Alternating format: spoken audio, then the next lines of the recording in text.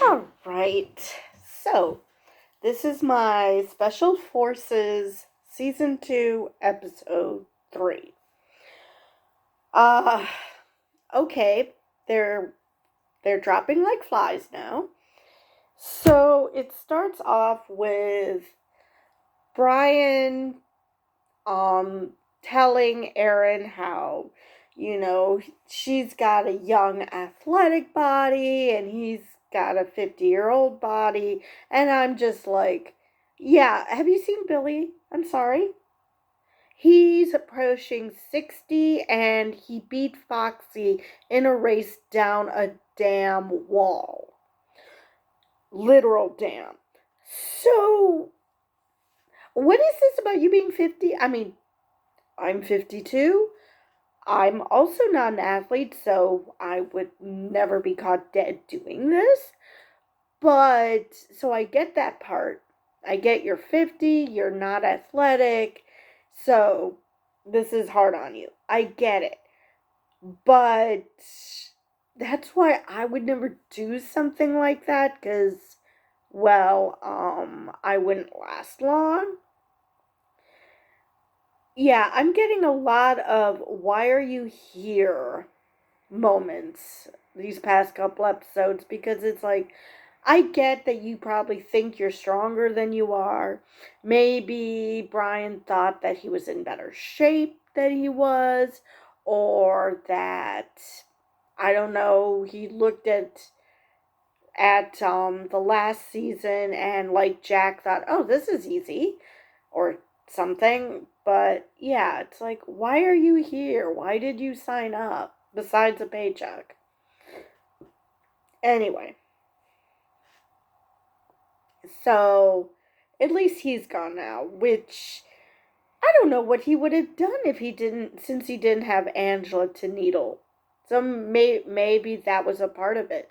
Oh, my favorite target of needling is gone, so I'm gonna quit and use the fact that I'm a 50-year-old who doesn't work out as an excuse. That could be too. But anyway, so and they also are showing Savannah's face, which this can't be good. So they go out to the yard after they're told, oh, pack a wetsuit and forget about it. Yes, because you're just packing a wetsuit just for shits and giggles. You're not going to use it at all. Sure. At least none of the recruits fell for it. They were like, uh huh, yeah, sure, okay, whatever. So they're called out to the yard. Oh, yes, and Robert can't feel his fingers, which anybody who's been in cold weather knows that, yeah, that's the thing that happens, even if you're wearing gloves. And the man is 6'9", so I don't know how his circulation works, if it takes him longer to get warm than most other people. But that's a good, that could be something because he is so tall. So they go out into the yard, and Rudy, before they called them out, he was like a kid at Christmas. He's like, I think we might lose a couple more today. I thought it was hilarious and so adorable that the that their whole reason for being is to get people to quit. And I guess, the idea is that they only want the people who really, really, really, really want to be there, because that's the whole point. You don't want a bunch of special forces that will be like, oh, things are getting tough, I'm leaving. So I get that, but I just found it adorable. So Rudy comes out and says, is there anything anybody wants to tell me? because he knows that there are people who are going to say, yep, I'm done. So everybody's looking at everybody else. Nobody wants to be the first one to say, yeah, I'm done. And then Brian finally says, yeah, I don't want to do this anymore. And then Robert also, you know, hands in his number. And like I said, it's got to be hard. I mean, it's always hard when you're super cold. And everybody reacts to the cold differently. So I'm not going to get on him for, talking about not being able to feel his fingers, because I have done that when I would clean the driveway. It sucks. It really does. So, not going to, unlike Jack, I'm not going to go at both of them that hard. Brian obviously no longer wanted to be there. This has nothing to do with, as Jack put it, being mentally weak. You're not mentally weak just because, you decide that you'd rather do anything else. Because everybody has their own journey, and maybe um they answered whatever questions they had about themselves. So, not going to say they're mentally weak. I'm sure if they really, really, really wanted to make it to the end, they would have. I mean, Robert's an NBA champion. There is no way he's going to give up unless his heart wasn't really into it in the beginning. So yeah, but Jack is like, okay, we got rid of all the mentally weak people. The people don't want to be here. See, those are two different things. Just because you don't want to be there doesn't make you mentally weak. It just means you don't want to be there for whatever reason. So, but they kept showing Savannah's face. So you're like, oh, is she going to? But she didn't. So they go to their first challenge, which is to drive an asset and get him to safety. And of course, you. So the first person was Nick Viall, and I'm so happy that Nick was actually featured in something. And so he passed his test. He's driving, and there's an explosion. The principal's car is disabled. What do? He gets out of the car and runs and gets the principal and brings him to his car so they can both get out safely. Apparently 5 people passed. And I think they said Erin was one of them. And she seemed like she was hesitating, so the way they edited it, it seemed like she was not going to pass. But it sounds like she did. I don't know who else passed. I know Jack did not, and the staff was making fun of him after the fact because he's so full of bravado, and then he did this. And he's whining how, oh, I don't like it when people tell me I'm wrong when I know I'm right. And that he was taught that when the shooting starts, get the heck out of there. Yes, in most cases, that is probably what you should do. But your mission was not just to get your ass saved, but to save the principal. So it was more than just about you at this point. So how exactly are you right in this situation? Great, you're alive, but the whole purpose of the mission was to save the principal. Okay, how in the world are you justifying that you were right in this one? So everybody had gone, and then it's Savannah's turn. And she fails miserably. And you can see that she is mentally checked out. And she's claiming that she is, thinking about her siblings, her younger siblings. One is 17 and one is 10. It's so weird how she said, I have a sister who's 10 and a brother who's 17. So when you hear the sister is 10, you're like, oh, the other sibling is even younger. And so they're two little kids that, you're basically the mother of. But no, the brother is 17. It's like, technically, he should be able to take care of himself for a few days. Especially if you leave him with enough food that he doesn't have to go buy anything or do any adulting in any respect. Again, he's 17. So, unless she knows something about him we don't, this should be fine. But anyway, she mentions that. So they go back to camp, and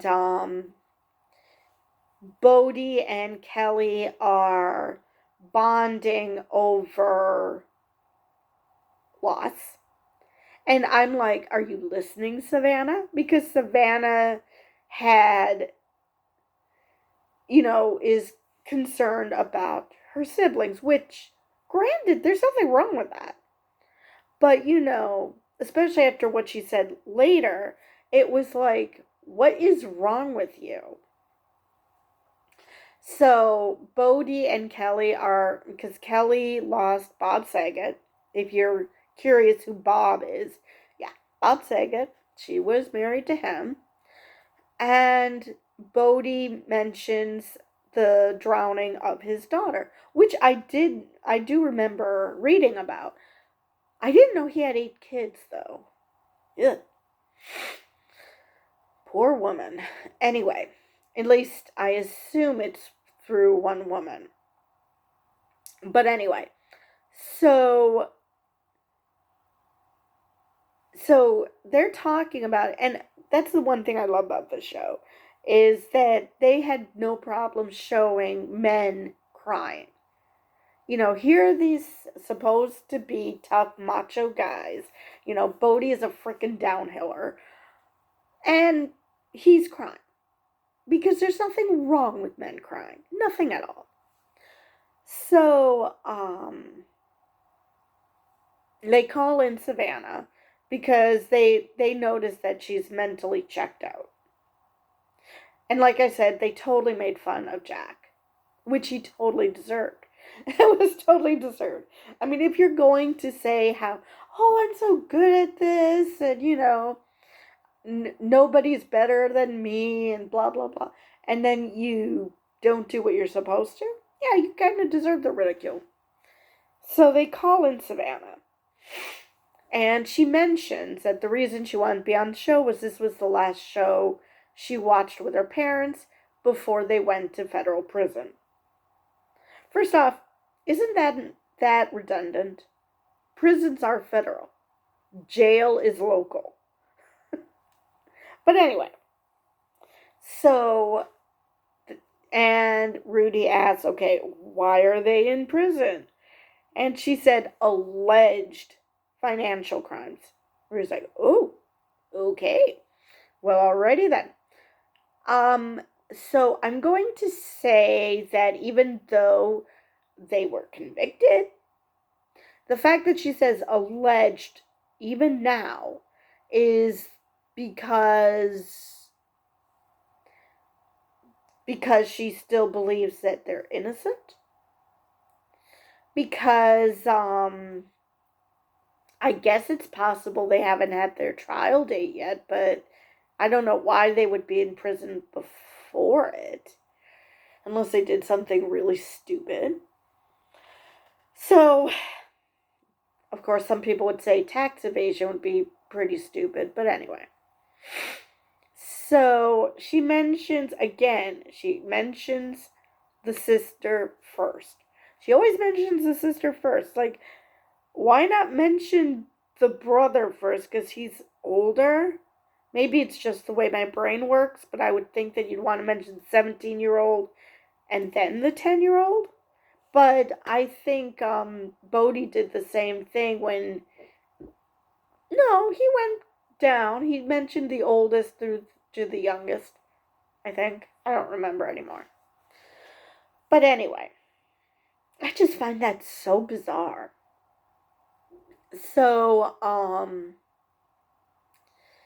they give her really good advice. They're like, you know, all of them, they're missing their families. So, you know, talk to them. It, so you can all be miserable together, basically, because everybody's in the same boat. Everybody is missing family. It's not just you. And a lot of those people are parents. It's not like you're the only one who's parenting people. It just so happens that you're parenting your siblings because of what happened to your parents. But most of those people are parents. So she goes there and then again doubles down on the fact, well, oh, none of you are doing what I'm doing. So I'm like, oh my God, they're all parents. What the hell? Bodhi's daughter drowned. Seriously, what?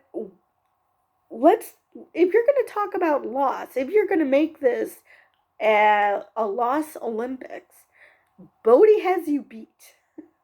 Bodhi has you beat. Kelly has you freaking beat. Because, what the hell? Oh, and speaking of Kelly, when she was asked, I assumed that every person is asked before the task if they know how to drive. It wasn't just Kelly. But why mention that you drive your Lamborghini? Why mention a specific car? Do you think that driving a Lamborghini makes you a better driver than other people? I do not understand what the point of that was except to scream, I'm rich. And I can afford a Lamborghini. I just really do not understand why that was necessary. Obviously, Billy was less than impressed. He was like, oh, that's nice. Let's see how you drive this. So, but again, like I said, they were talking about loss, and it seemed like Savannah wasn't even listening, and it was driving me crazy because, again, I get it. You miss your siblings because you're the one taking care of them, but at the same time, what makes you think that none of these others miss their kids? It's just mind boggling that you are so self absorbed that you think you're the only one who knows what it's like to miss family, even though it's because you're parenting your siblings. It's just really annoying. So, anyway, um, then it's time for their next task. So they all drive out. Savannah said she's not feeling well. Before Robert left, he said that after he throws up, his throat is sore for 4 days. How hard is he throwing up exactly? That is not a good sign. If your throat is hurting for 4 days, you're doing serious damage to yourself. You might want to get that checked out. So, yeah, that was just bizarre. There's been a lot of bizarre things happening this episode. So, they'll go to their second challenge. And the challenge is that they have to fall backwards off a platform in blackness, in complete darkness, into the water and be rimrod straight. God, I really, really hope that at some point they get a diver, an Olympic diver, to do this. Whether it's an Olympic diver or one of those rock divers, those free divers, to do that. Because, I could imagine that this would not even register as a problem for them. Except for the fact that it's like, wait, what? Because, divers put their hands first so they don't get a concussion every time. So anyway, so Rudy demonstrates and then immediately goes into the tent to change. So everybody has to do this. And while they're changing into their wetsuits, which was so weird. Why are you putting wetsuits on the inside of your clothes? And why do those wetsuits look like they're just mesh? Maybe what we saw just wasn't the complete wetsuit, but it was just weird that they put the wetsuit on under their clothes. I mean, I would think the point of the wetsuit is to, I don't know, not get your clothes wet. So, the first person they send is Bodhi. And he was saying how, ironically, Emmy's drowning helped me with the water because I gained respect for it. Which I was not expecting that, but I can see where he's coming from. So he's the only one that they showed properly swimming to the dock. And I'm not going to say how are you not watching your 19-month-old? Because you cannot be watching them every second of the day. You think that everything is closed and, child-proofed so they can't get out of the house, let alone go to a neighbor's house and get in their pool. So I'm not going to, say, how could they not have been paying attention?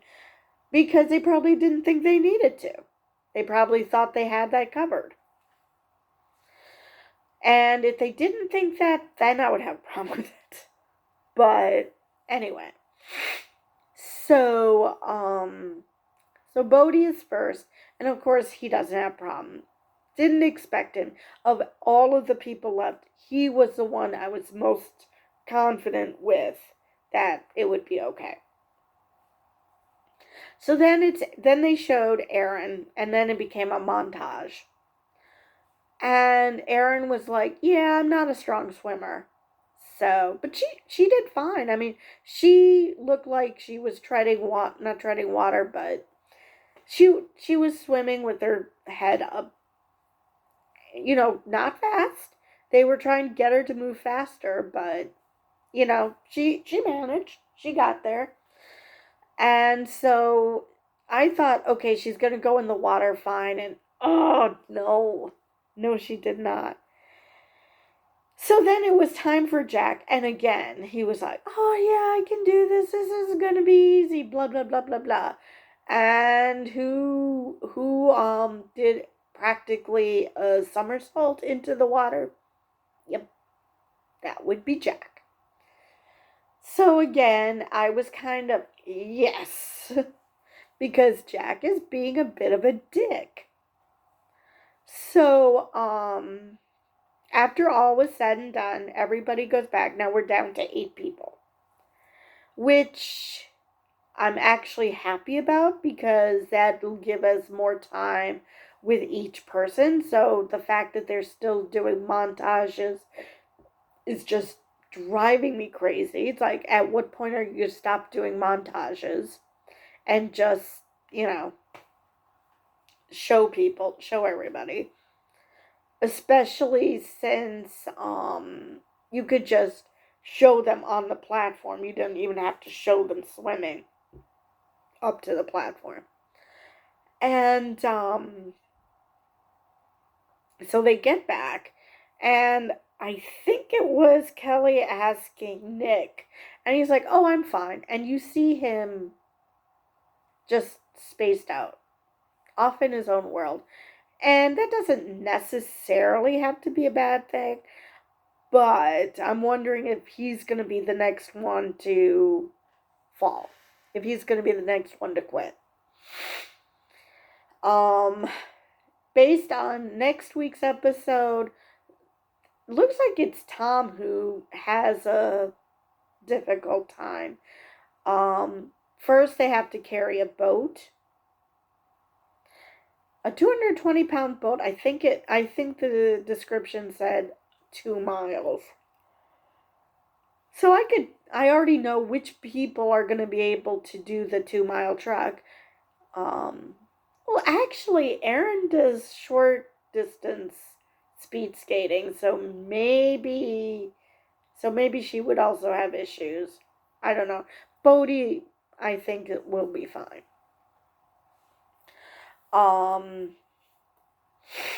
So yeah, and it showed someone going down.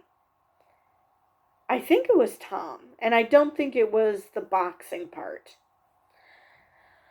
But yeah, so Nick, Tom, one of them might be, this could be their last hurrah. But yeah. I did like how Nick and Jack went to the toilets together, and he asked him how he did in the first challenge. And Nick is like, dude, they emphasized what the point of the challenge was, which is true. They told you, take care of the principle and not necessarily just your life, which Jack prioritized his life. Now, is it cowardly? I don't know if it's cowardly, but it's not good when that's kind of your whole point of being. Yeah. But anyway, let's see if I'm missing anything else. I do know Savannah seemed to have gotten something out of the experience. I've seen headlines, so it's not like this was for naught. And it looks like they've been making friends. I've seen a few of them that they're following each other on Instagram. So friendships have been made, and they seem to have gotten stuff out of the experience. So it wasn't a total loss. So then they call in Jack. I know what I forgot. They called in Jack because they're getting annoyed with him. Which, duh. So they ask him, why do you want to be there? And I did not know he has MS. So I understand why he's at that point where, well, I can do this. Why aren't other people doing this? Because they don't have to fight every day just to do basic stuff. Not knowing if they're going to lose their legs, and by lose their legs I mean that their legs go numb and so they can't walk for, I don't know, a day, or how long his spells occur. And he said he went blind in one eye, so I wonder if he's still blind or if he got his sight back. And so it was nice that he cried. And hopefully, listening to them that, it's okay to cry, it's okay to be vulnerable, everybody needs to have this, and it's perfectly fine. And, just, don't exaggerate what you can do. Do what you can do, be a better version of yourself, and don't feel the need to don't feel the need to spout off about how wonderful you are. Because that's just not helpful. So hopefully he had a good cry. He takes their words to heart, and that he will become less of a dick. You know, that he's not going to poo poo other people for not doing what he can do. I mean, granted, I don't think I do this much anymore, or if any. But yeah, I'm simultaneously think that people should know the stuff I know, because, you know, if I know it, why doesn't everybody else? But at the same time, I don't want people to call me dumb. I want to be known as smart. And to be smart, you have to know stuff that other people don't. So I'm a contradiction. So I do get it on some level, but at the same time, you had a time when you weren't diagnosed with MS. Why are you assuming that just because you have to push every day to make sure that, especially when you're having an attack, why are you assuming that other people would have that same drive when they literally do not have to worry about what you have to worry about? Everybody has their own reason for being there. And it's great that you're pushing through because, you know, this is your life now. But it's hard to ask people who aren't living that life for them to push through like that. You know, despite whatever fears they have or whatever other reason that they quit. It's just, you know, you feel like you need to do this to prove to yourself something. Great. The others might have already proved what they wanted to themselves, that they didn't need to continue. So, but at the same time, like I said, I get where he's coming from. And I try not to do that, but anyway. So, let's see if there's anything else I'm missing. Um, I really hope that nobody else drops out. Not because, oh, I'm a big fan of this person or that person. It's just, you know, we've lost 6 people. We're down to 8. I don't know how many episodes this season is supposed to be. But, you know, you want to have it slowly, you know, maybe if one person were to drop out, but if we keep having multiples, we're not going to have much of a season left.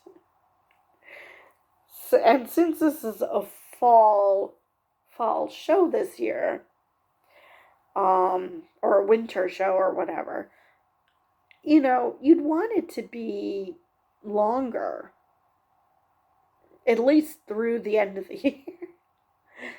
So, I'm trying to think if there's anything else I wanted to mention about this episode. I don't believe so. I think that's all, so I will see you guys in the next video.